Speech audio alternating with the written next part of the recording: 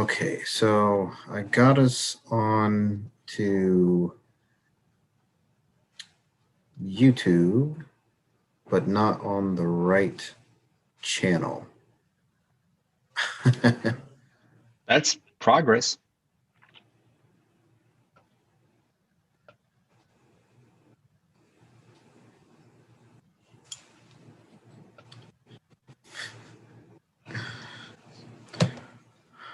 Yeah, so give me 1 second here.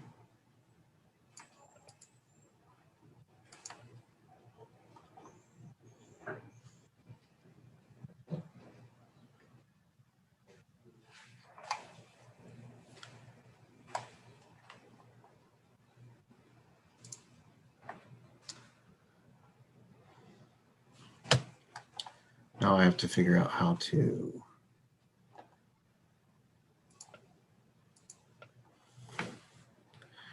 Okay, so I got to tell everybody to come over to this other channel here.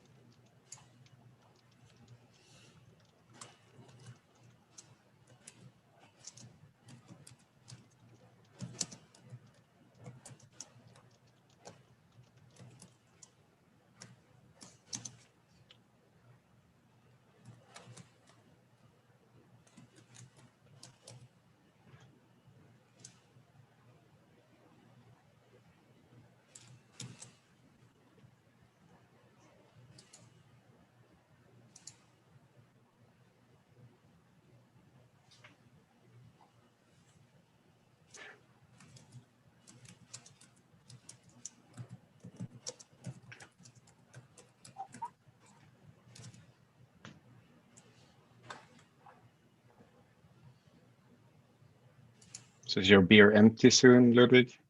Yes. Yes. 1 liter.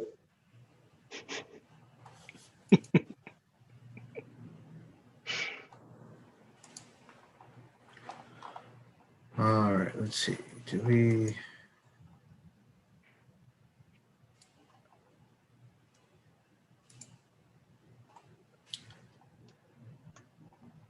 Oh, this is so confusing.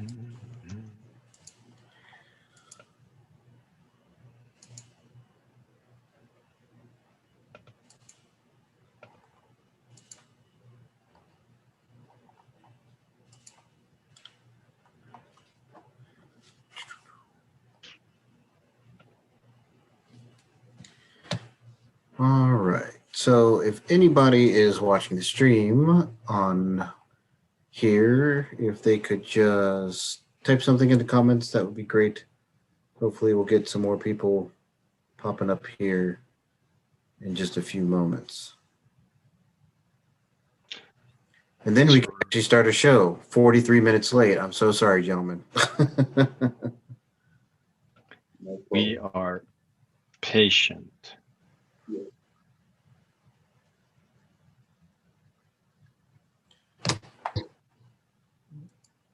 Maybe we'll get a few folks coming. So did you post a link to it? No, but that's a really good idea, isn't it?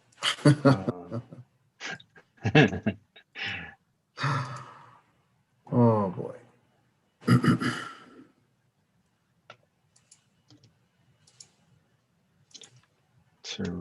hour 6.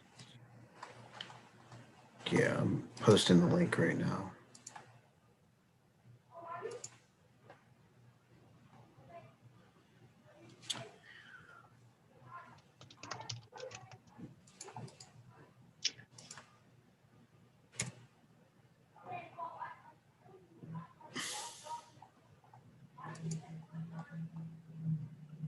Oh, we got 2 people. Maybe we'll get a few more. I don't know. We're starting so late. Everybody probably just gave up on us, unfortunately. But This is good for us. There will be no more. There will be fewer questions.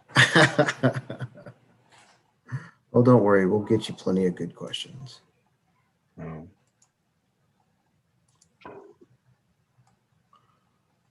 Let's see.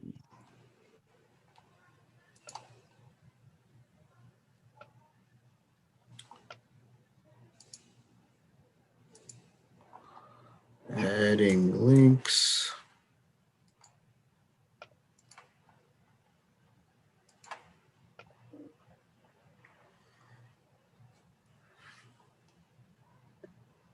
Oh, sweet.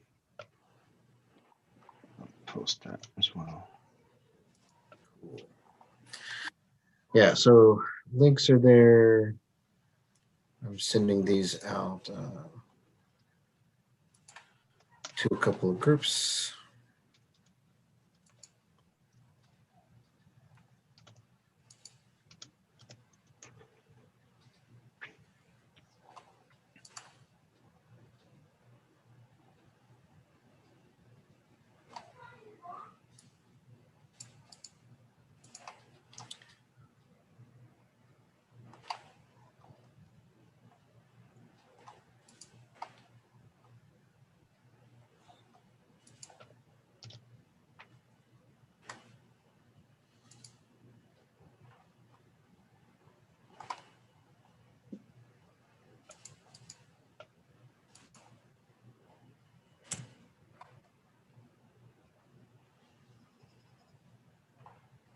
Sweet. I can see myself on YouTube.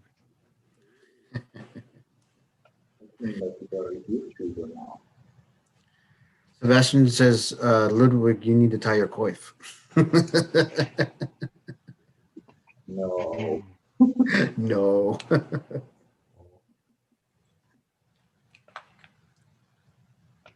All right. So we'll just get one more thing going here.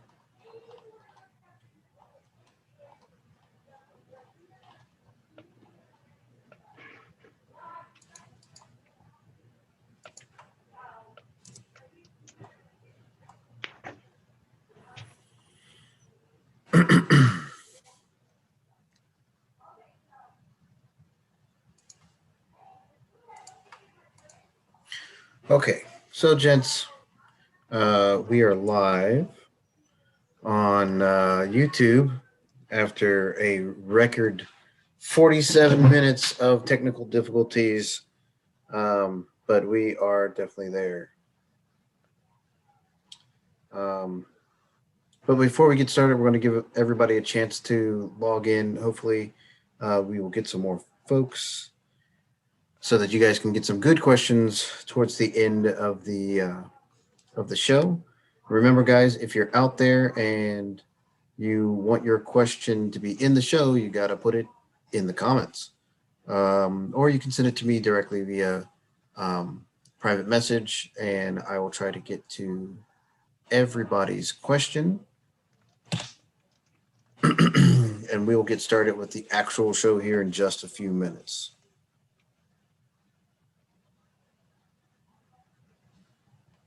Cool.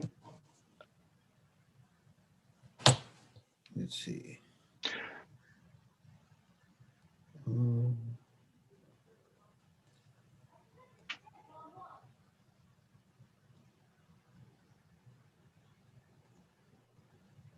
is this doing this?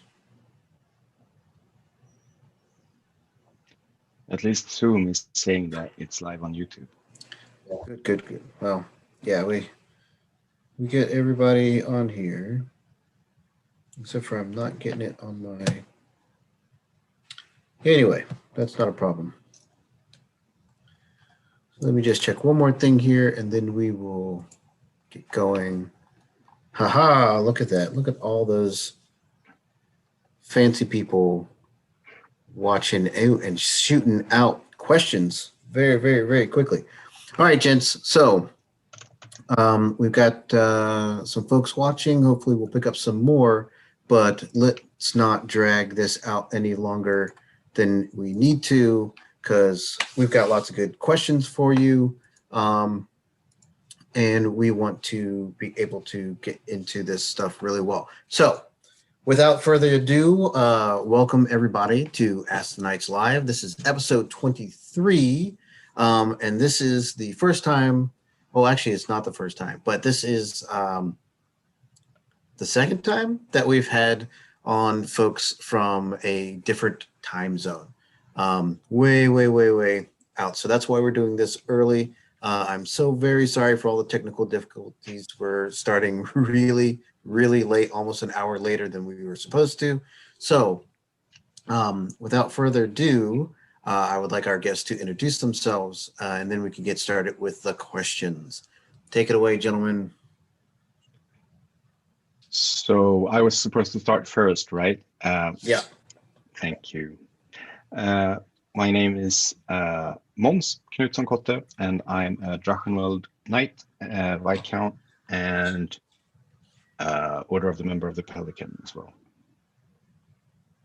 etc. Don't forget, really, really cute.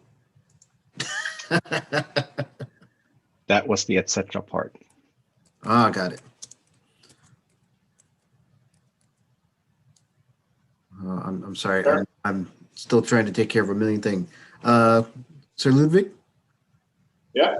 Hello, everybody. I'm Sir Ludwig. I'm a Viscount, and I'm also a knight in the Drachenwald. And you're also cute.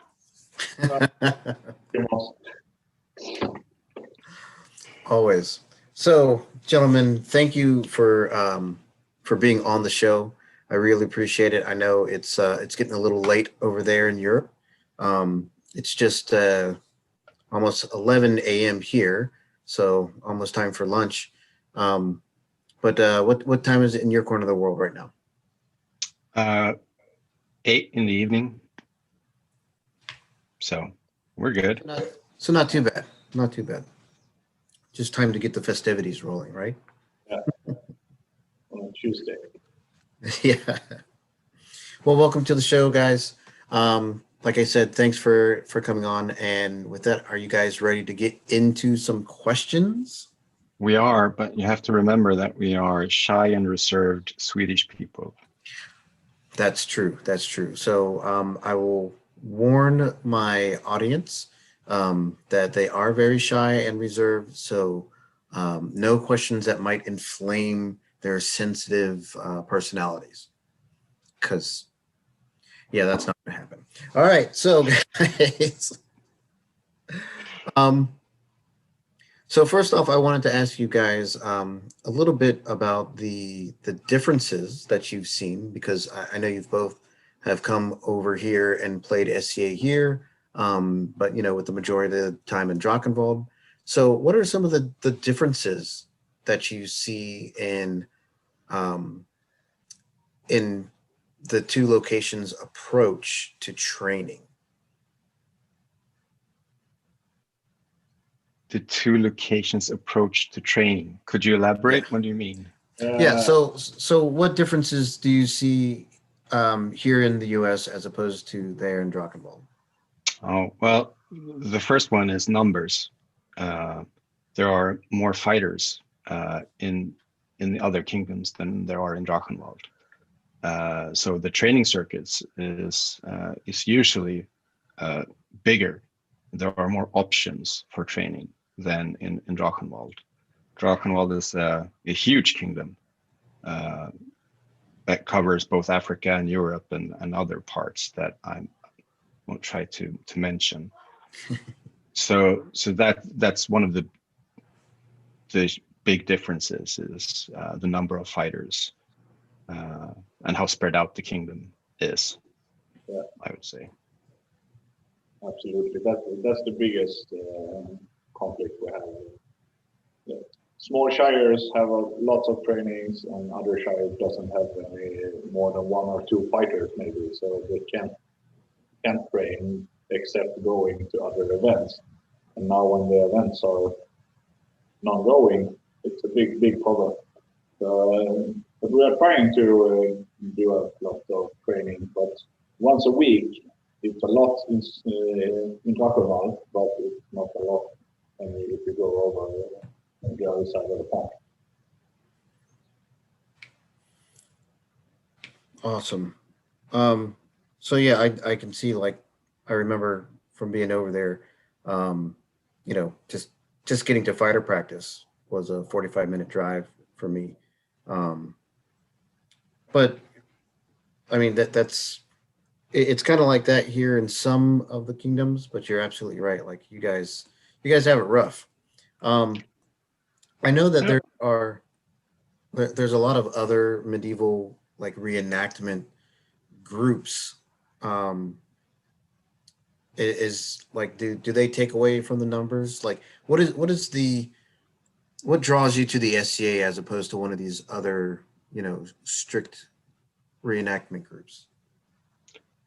Well, I would say that the socializing and the strangely enough, then the numbers of SCA and attending the SCA events is there's more people that you can interact with at SCA events than for most of the reenactment groups in Europe or in Sweden. There are some big reenactment festivals, but usually the reenactment groups are fairly small. So when we interact with them and we try to sort of get them to come and play with us, the size and meeting people is one of the things that we can offer, and also doing this secluded and not as part of a show, but something that you do for yourself. What do you think, Ludwig? Yeah, for me, it's the people and the forgiveness of doing a lot of different historical aspects. You can go all from Viking up to 1500s or earlier also, but in Sweden it's almost just Viking and to the 1500s, something like that. And I like that a lot, that you can explore and do different things. You don't have to go, I'm doing this year and this thing this year, but everything else is not accepted. I like that a lot. There's also been sort of an involvement within, at least in Nordmark in Sweden, because the SCA used to be the hardcore authenticity people, whilst the live role players were sort of they were making things up just as they went along. And somewhere in the shift between the 90s and the 2000s, that sort of shifted, and the live role playing community, they got really serious about their gear and their crafts, and all of a sudden all these smaller reenactment groups showed up and sort of went way beyond where many of the SCA people were. Nowadays, I think that we are seeing some crossover. Some of the people from the smaller reenactment groups are coming back into the SCA because they sort of want to be in a more of a relaxed environment. But still, some of them just want that hardcore approach and feeling to what they're doing, and they're not coming back to the SCA because it's not what they're looking for. Right. And as for the fighting groups, with the Battle of Nations and HEMA and even the buffer fighting, there's always been sort of the a discussion of my kung fu is better than your kung fu stuff. Right. So we who is more badass, and I think that is going away as well, fortunately. And people are more interested in sort of finding what is mutual between full force steel fighting and also what full force rattan fighting is, or cut and thrust, and how that can pollinate with the HEMA and swordfish people. So I think, I mean, as I look forward, I think we will see more, I hope we will see more cross pollination between the different fighting communities within Sweden and in Europe. But that also means that we have to be sort of open to it and approachable to people, because there's been some bad blood between the different groups throughout the years. Oh yeah, yeah, and we've had the same exact thing here in the U.S. We got that holier than thou attitude for a while, and now the SCA in particular is paying the price. You know, like we lost a lot of folks who used to come all the time, and they were a great benefit to events. But you know, people said like we had pirate groups, which are, you know, way out of the SCA's actual timeline, but they were lots of good people. They were fun. They would bring a whole camp, and they, you know, they contributed to the SCA. Yeah. And a lot of them were made to feel unwelcome because, you know, they didn't fit in. And then we lost them. And by losing them, we lost tons of new recruits. Yeah. And So- I mean, in my shire or in my barony where I live, there are about 20 people that do IMCF steel fighting. So that means that there are 20 fighters in full kits. They're there. They're people that you can learn and train with. And we're like 10 SCA fighters. If we combine and talk and, you know, are respectful, there's 30 of us. And for me, that's sort of a win-win if we can set aside the kung fu discussion. Yeah, Sort of. yeah, absolutely. But also, I mean, Ludwig, the stuff that you're doing with the Viking community at Gudehagen. Yeah, we're going to one big market for Vikings every year with our local group and try to just open the minds towards both SCA and the Viking reenactors. What do we do in the SCA who is fun, and what do they do in the Viking community that we can take to us and get having fun?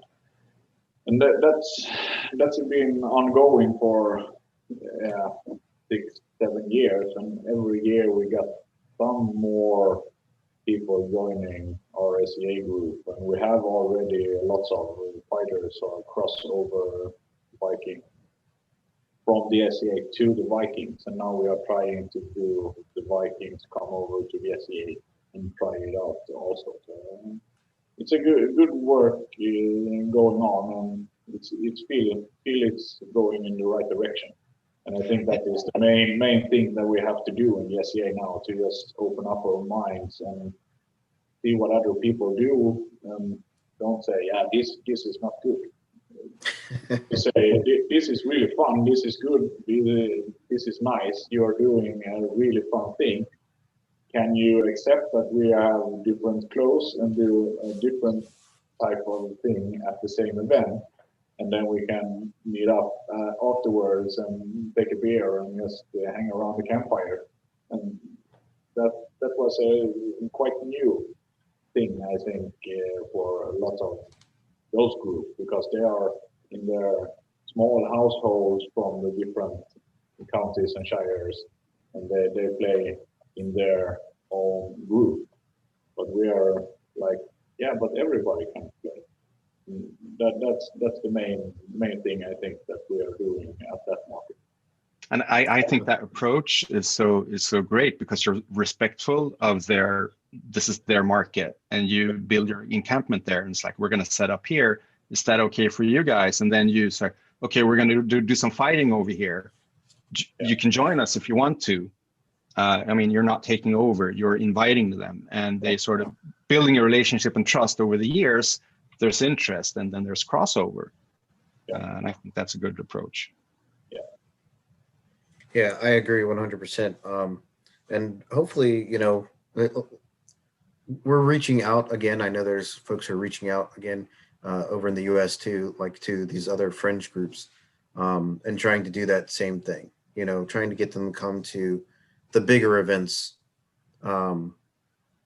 where it doesn't really matter. What matters is having more people and having more fun, as opposed to strict adherence to the rules or anything like that.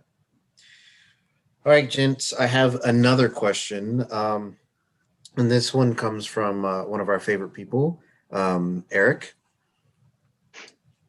My squire, Eric? Yes, your squire, Eric. So this one should not get him into too much trouble. Okay, so what do you think is the difference between prowess on the list field as opposed to on the field of battle? Is one more important than the other in Drakenwald? And which is your favorite? Do you like the list field or the battlefield better? I think that we have to acknowledge that throughout your fighting life, there's going to be different drivers, and different things are going to motivate you to practice. As you start out, if you're not that competitive, single fighting or tournament fighting can be really, really rough.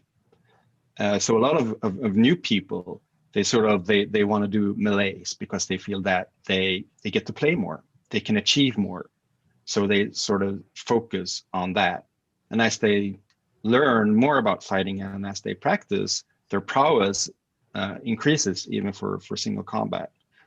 And throughout the years, as you learn and develop as a fighter, I think you can focus on both or one or the other.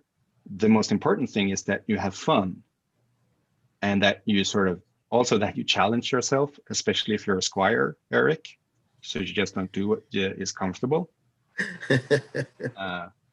So I would say for me personally, when I started out, I felt that in a tournament situation, all eyes were on me, and I wasn't good. So I was just a speed bump on the list field.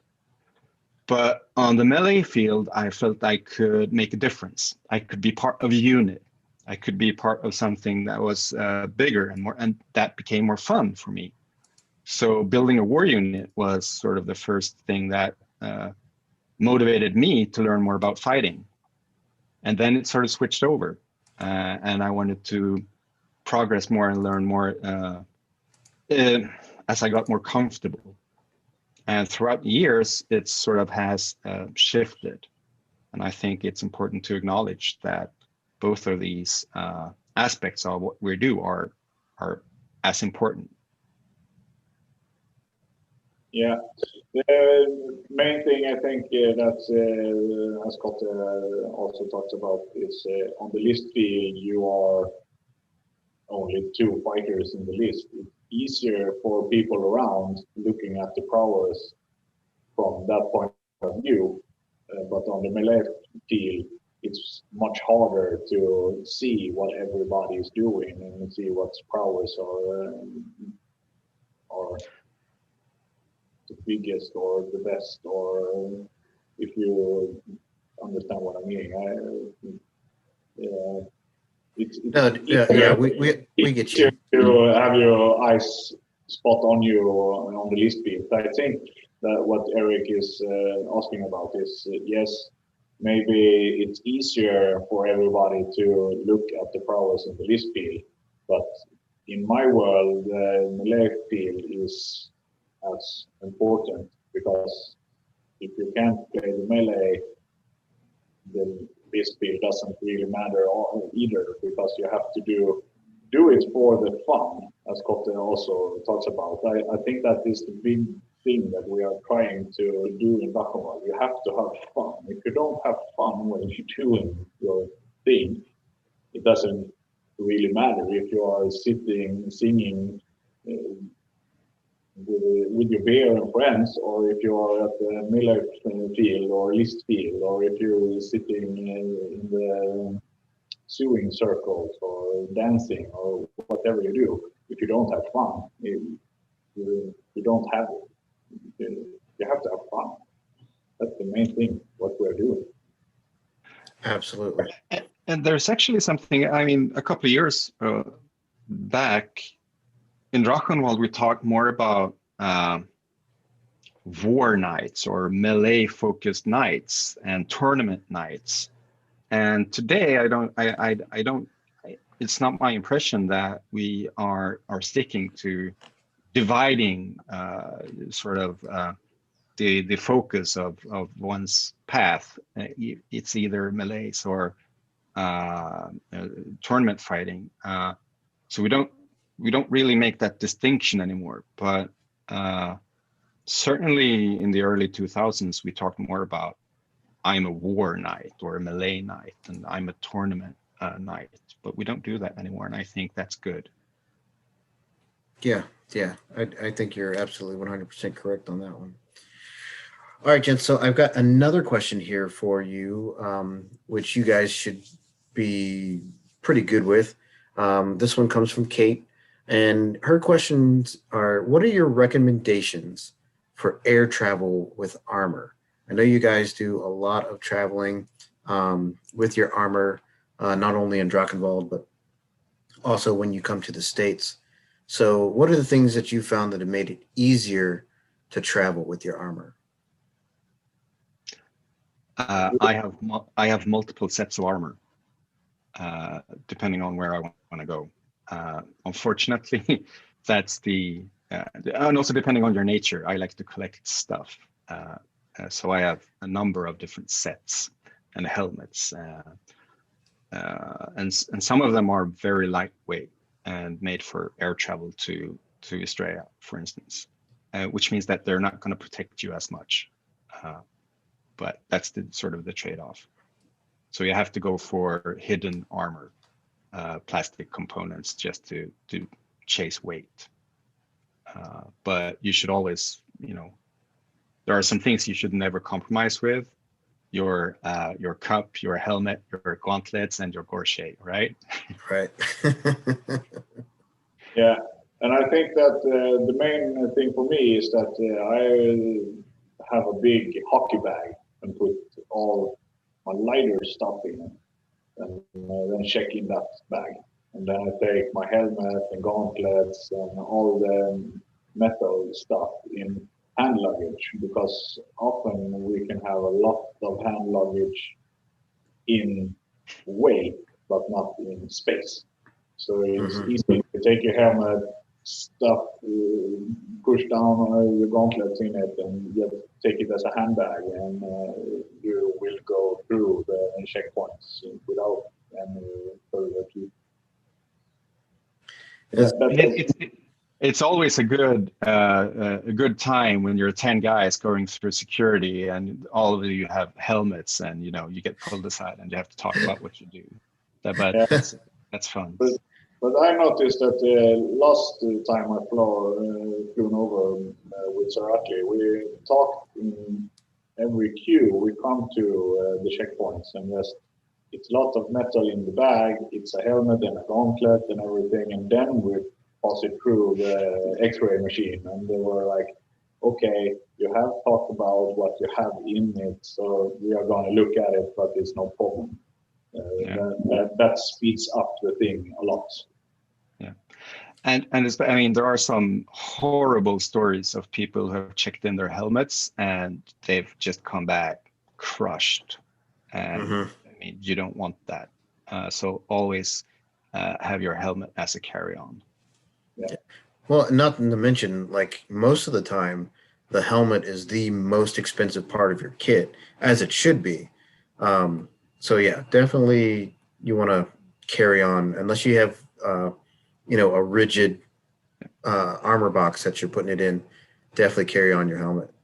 Yeah. And another advice is that, I mean, I've traveled for work, and sometimes you have to travel sort of lightweight, and you can almost always bring your parts of your armor, and then you can talk to local people and they can sort you out. There's loaner gear if you're gonna do local fighter practice. There's people there who want to help you to get in to fight with them. I mean, if you're traveling from Europe to someplace in the US and fight with the local guys, they're going to help you. So, and if you come to Europe, we'll certainly do the same for you. Absolutely. Absolutely. What was it? There was something else about this question that I wanted to ask you guys. So talking about like hidden armor or hidden components, so the Drachenwald army is pretty well known for looking pretty, and that takes a lot of hidden armor just to make sure that you're safe on the field. So, what can you tell us, like some of the basic things that you guys put into your hidden armor sets? Like, what are the pieces that you think you can get away with? We know all the joints and everything have to be covered by metal or should be covered by metal, but like, what does your basic hidden armor loadout look like? So we've been sharing patterns between groups of plastic armor, especially for the torso area, kidneys. So a lot of us who travels lightweight has some sort of plastic armor underneath a surcoat or a jacket or something. We tend not to have shoulder protection, which is sometimes a bad idea, especially in a big war. So I would recommend that. So I think that's sort of plastic that covers the thighs and a plastic torso protection. That's it. I got plastic harness and plastic forearms. Everything. I got jack chains on my arms, so I don't have anything on my shoulders. I don't have anything on my upper arms. It's a little bit less than I would prefer. If you're a new fighter, you should probably have more. I played both ice hockey and American football, so a little bit of bruising is not a problem for me. But I don't do that armor to our beginners when I say you can borrow my armor. That's a bad. That's my point of view to push down the weight and the space of what I'm having when I'm fighting. But hidden legs underneath my trousers and plastic harness and forearms and plastic, and everything else in metal.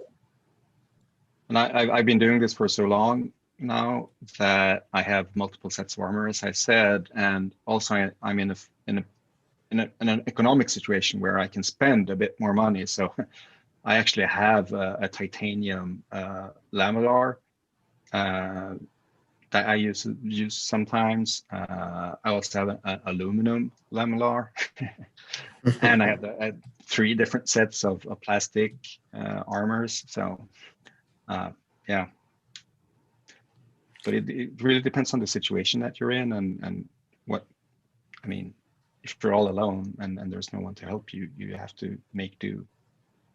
Right.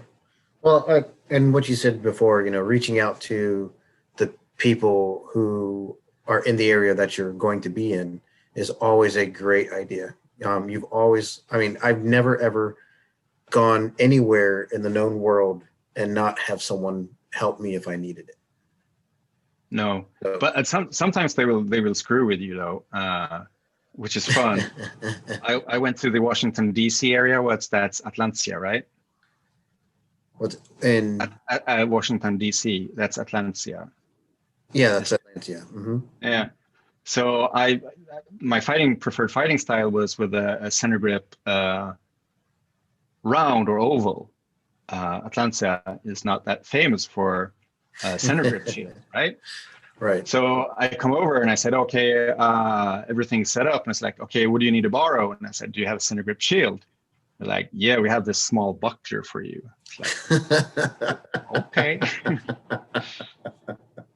But it turned out I was moving a lot more than they did. So it worked out fine for me. Cool. Okay, I've got a burning question. This is a very important question. And it comes from your Prince Stiggut. His question for the both of you is, why are you so slow and why do you hit so light?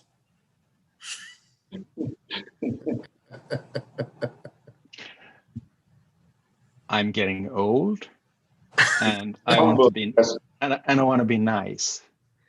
And it's better to start off light than to nuke, Your Highness. Good answer. Yeah, that's a good answer. It's a humble question and you get humble advice. Yeah, I don't have the technique or the muscle force to hit harder than I do. Actually, Ludwig is one of the hardest hitters in our kingdom. So yeah, but actually, as you travel and especially if you come to a guest somewhere, it's to talk about calibration and sort of the level is really, really important. And you know, it's way better to start hitting on the lighter side of stuff, just to get a feel of it, and then adjust to the local calibration.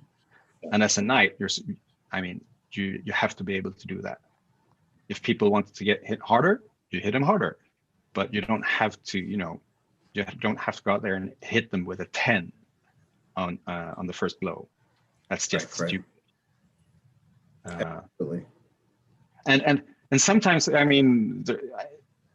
there are some differences, and sometimes if you're fighting someone and they tag you and it's not hard enough, you also have to be sort of, was that a polite shot, or did you just not hit me hard enough? That's what communicating with the people that you train and spar with is really, really important. So don't forget that as you travel. Absolutely.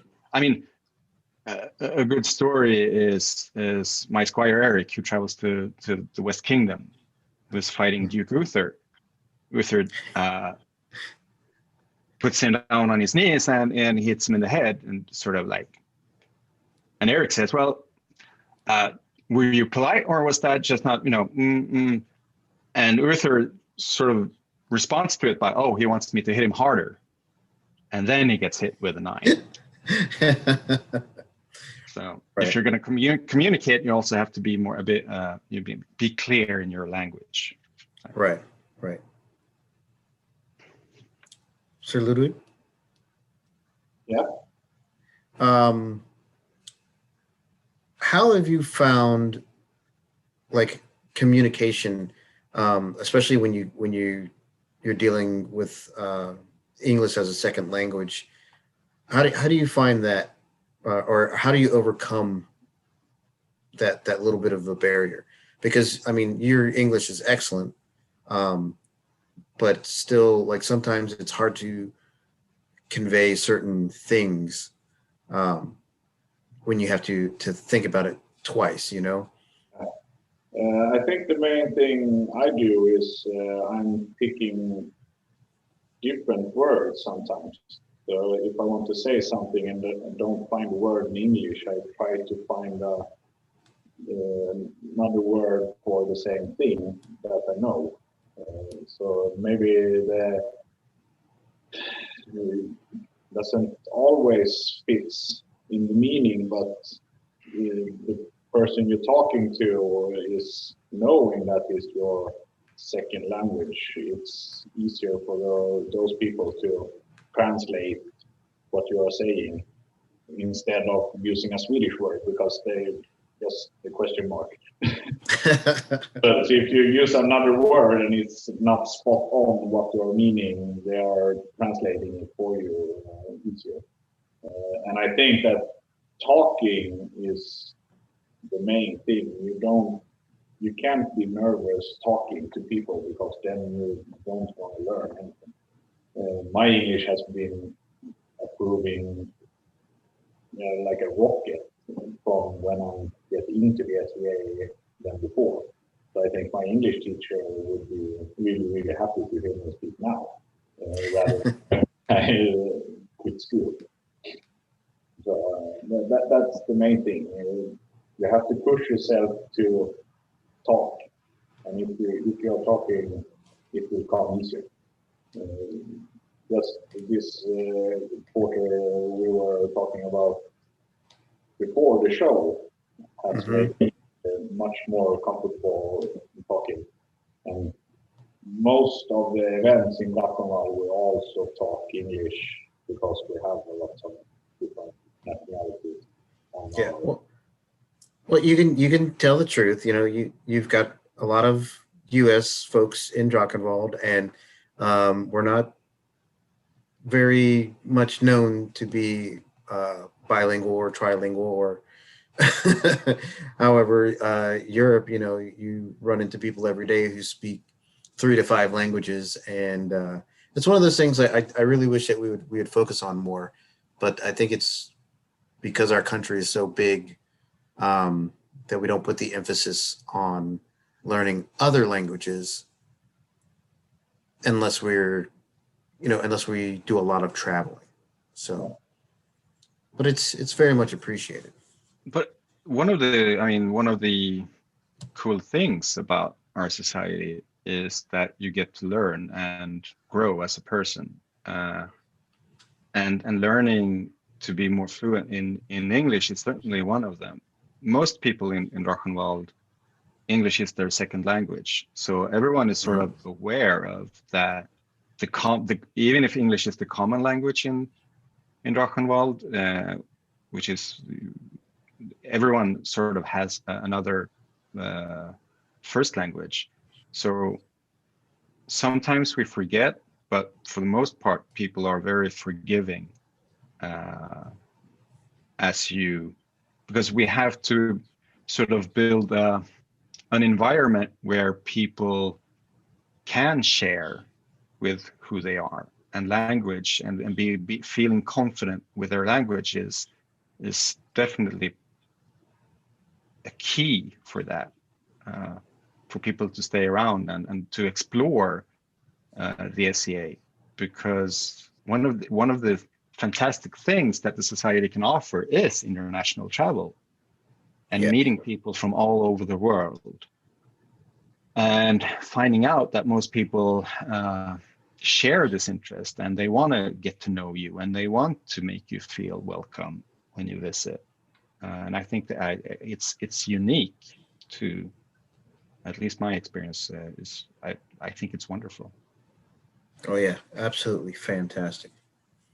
So gentlemen, we're getting towards the end of our show here, but there is a question that I'd love to ask. I like to ask of all our guests, and that is about your Knight's Chain.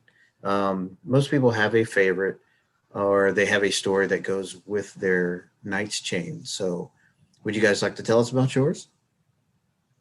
You can go first, Ludwig. Okay. This chain is made from my knight, Sir Atli from Drachenwald. He made one for me and one for my squire brother because we were knighted at the same time. I think it was 1 year earlier My squire brother made one of those chain for Atli when he turned 30. So now all the knights in our household has the same type of chain. So it's a double link. I don't know what it's called. It's a silver in the middle, and then it's gold and rose and gold and the outer. It's two chains in one chain, and this is the one I'm in knighted. That's awesome. That's very cool.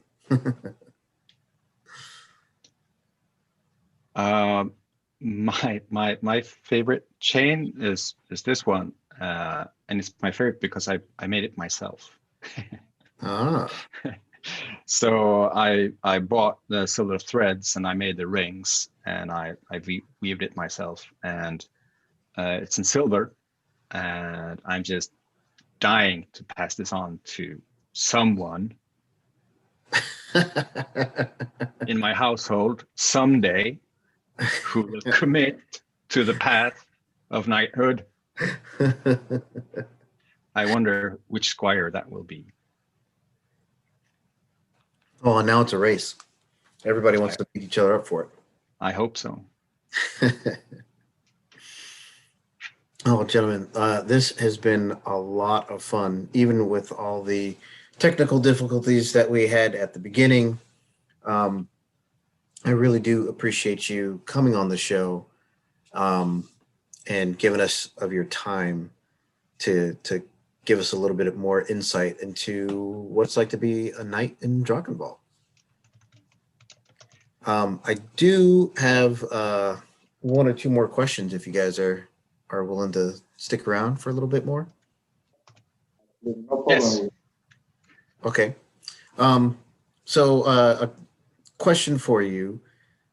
Do you think that there is a specific weapons form that someone should start off with in their SCA career? Some people say yes. Some people say no. What do you guys think? I say no, because I think that it depends on what background you have as a fighter before. If you're coming from the LARPing or the reenactment groups, maybe you have your special weapon form that you are comfortable with. And I don't think that we should say, no, you can't do that, you have to do this. But it's, yeah, so I think that it's up to the person to try out. We are trying, when we have newcomers at our local practice, we try to make them use at least two different weapon forms, like forearm and sword and shield, or yeah, so they're doing more than one thing, so they can make up their mind. So maybe next training they are like, yeah, but this felt better. It's a bit this thing I want to go forward. Cool. Yeah, I think that if you're a natural for something, you should explore that and exploit it. You should certainly fight with a preferred weapon style that you have fun with when you start out, because there are so many hurdles. So having fun is part of it. For some, that means that they will need instructions. They want to feel, they want to get properly trained. Others, they just want to explore their own path, and they have their own ideas. And I think that paying attention to what type of a person you have in front of you, and helping them to find, what motivates them, and what is best for them. For some, it will mean you should fight with sword and shield, and you should start out with this, and this is how we're going to train you, because there are so many challenges. You're not going to say challenges, but there are challenges for some, and helping them overcome them through proper training is important. But for others, it's really, really important to sort of find their own way, and then you can sort of teach them proper. But I think it's really, really important during the first year that you get exposed and you get to try out the different weapon formats. I think that's really, really important. Just to get your own head to think about how you can use and defend yourself against this style. Right. So, with that, you say someone's been in for a little while. They found their preferred weapons form. They're starting to get a little bit better, and they're starting to think about treading the path to knighthood. How do you like for people to approach you if they want to become your squire, or would you prefer that you approach them? Ooh, this is a tricky question because I'm only been knighted for 2 years and I don't have any squires, so I don't really know what to do yet, because I haven't been in that situation that someone has been asking me or I have been asking some other people. So it's unexplored ground for me. So I posed this question for a cocktail with lots of squires.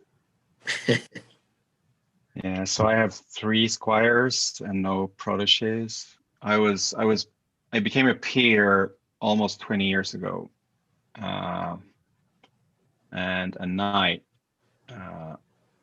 8 years ago, 7 years ago. Yeah, 8.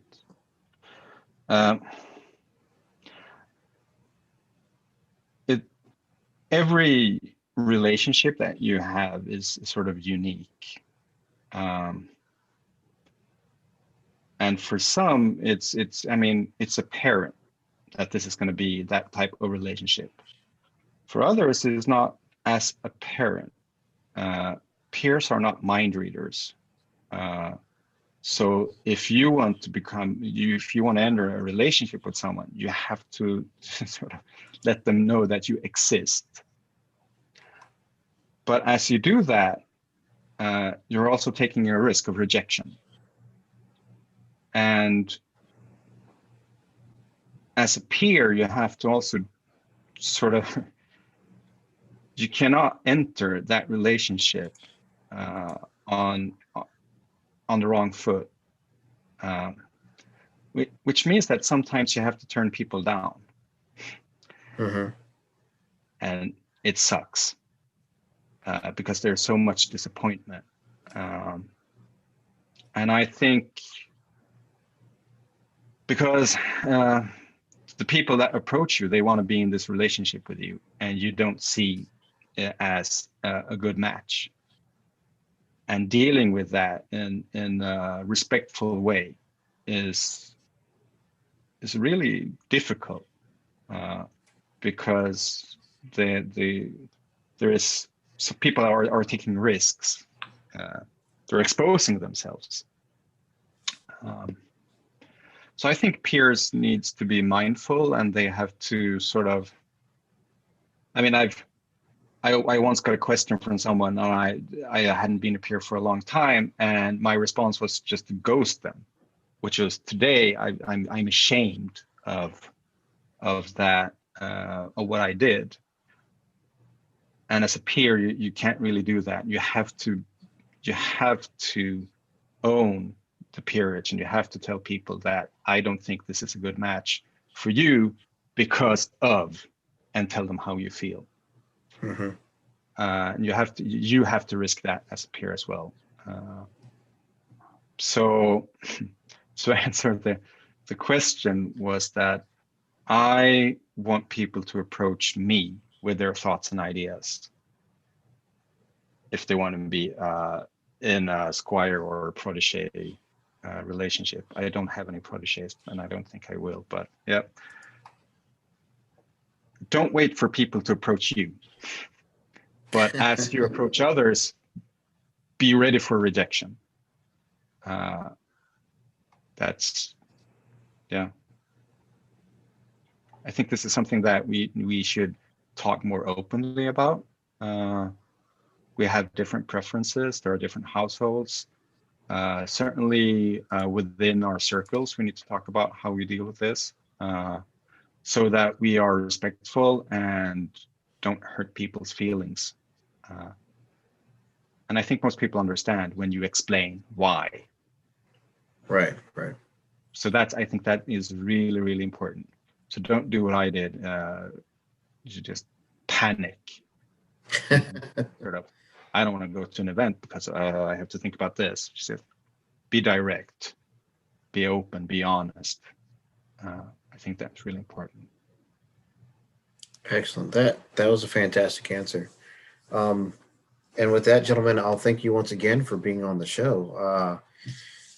It was a pleasure seeing you both again, even though we're far away. I cannot wait until we get all of this, all these troubles put aside, and we can start gathering together again, because I miss my friends and family out there in Drakkenwald, and I love it when you guys come over, especially for Great Western War and Australia War, and we get to beat up people all together. You know, your heart is in Drakkenwald, Logan, right? You know that. Yes, I know. Well, this is the greatest thing about being out here in the West. As you know, there are some fantastic people out here in the West Kingdom, just as they are fantastic people in Drakkenwald, and I love them all so much.